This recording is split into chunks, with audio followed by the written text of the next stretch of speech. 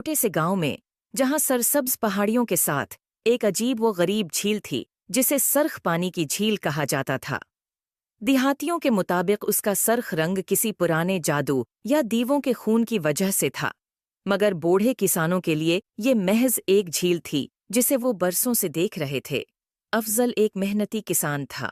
एक दिन जब उसने अपनी खशक होती हुई तरबूज की फसल पर नजर डाली तो उसने झील से पानी लेने का फैसला किया। गर्मियों की शिद्दत ने उसकी फसल को तबाही के करीब पहुंचा दिया था और कोई दूसरा पानी का जरिया मौजूद न था। अफजल अपनी गोधा गाड़ी को लेकर झील की तरफ रवाना हो गया। जब उसने अपने ड्रम सरख पानी से भरे तो उसने महसूस किया कि ये पानी कितना चमकदार और जिंदा महसूस होता है, जैसे सरख मोती। कुंधे अचकाते हुए वो पानी को वापस अपने खेत ले आया और अपनी प्यासी तरबूज की फसल को सीराब करने लगा। कुछ दिन गुजरे और देहाती अफजल की गैर मामूली हरकत पर सरगोशियां करने लगे। वो दूर से देखते रहे, किसी आफत की तवक्का करते हुए, लेकिन कुछ गैर मामूली हुआ। तरबूज जो मरने के करीब थे बढ़ने लगे। वो अफजल के देखे गए तरबूजों से कहीं ज्यादा बड़े और मीठे हो गए। जल्द ही ये खबर गांव भर में फैल गई। लोग दूर दूर से अफजल की फसल देखने आए।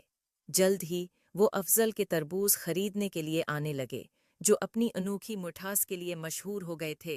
जीप की सादा जिंदगी बदल गई। वो एक मशहूर किसान बन गया, मगर वो अपनी आजिज़ी और मेहनत से बाज न आया।